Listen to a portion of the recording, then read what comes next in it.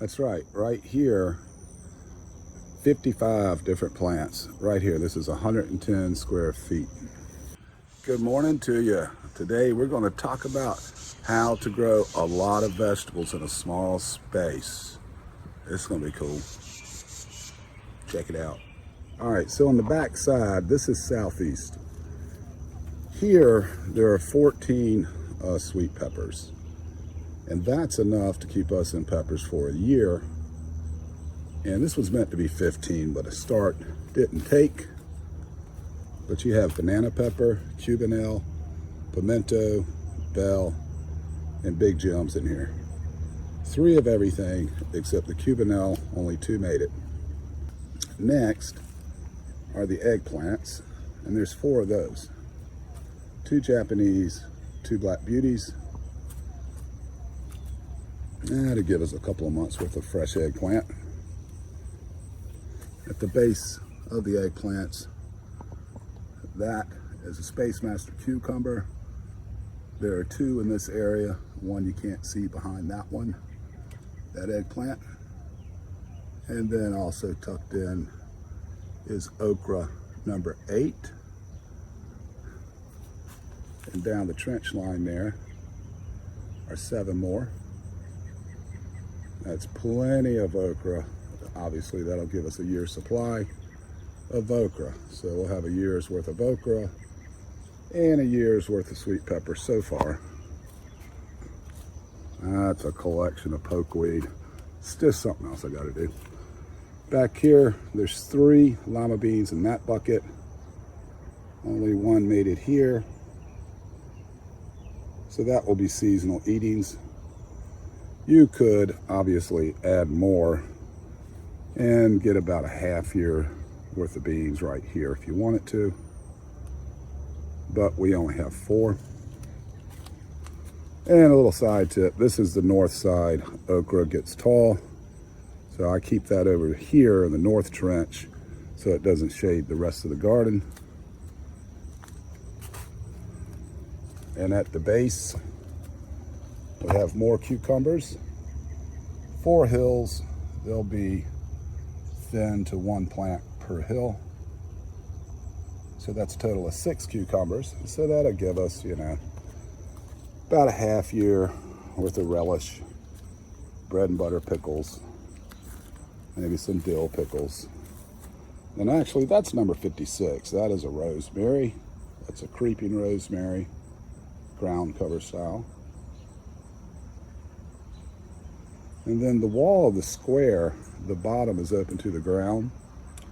So there are 12 hot peppers in the wall. Okay. We've got Tabasco, like the Tabasco, jalapeno, habanero, and cayenne. 3 of each. Most of that will be ground and powdered, except the jalapeno. But the rest will be ground and powdered and for sale. But that will give us enough chili powder to last over a year. We have chili powder from last year still. Hey, don't forget, leave comments down there. Tell me what you do. And then in the middle, 7 heirlooms. These are Mexico tomatoes up front. 2 of these. I've actually propagated several more from suckers.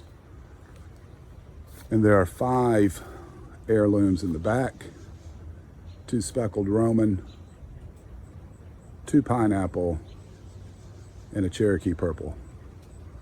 Some of that will be used for canning, but this isn't our primary tomato patch for canning, but some of that will be used for canning. I mean, obviously you could just commit to it, and that would probably give you about a half year. Depends on the size of your family and how much tomato product you actually use. But you can can your tomatoes, use them for whatever you want to use them for, spaghetti sauce, paste, ketchup, whatever. This technique, I'm not recommending this. This is something I had to do. I'll talk about that later. You could ask in the comments box if you want, and I'll explain what's going on here. Hi. Yes, I'm shooting a video in my underwear, but that's not on the camera. And then there's 57 active now for the hot season. In the middle here, we harvested 93 garlic that were planted after the equinox last year, late September. So we've got a year's supply of garlic at 6 months fresh, and the rest will be made into a powder. And then we will repeat that. So if you throw that in there, whatever, what I have 55, 56 with the rosemary, then 90 some more, that's 140 some different produce in 1 year in 110 square feet of garden. So it can be done. You have to pressure the limits, get your plants as close as permissible without choking each other off.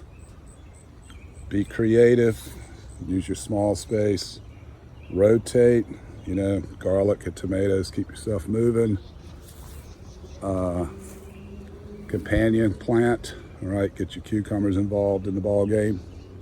We could add more cucumbers in here if we actually wanted to.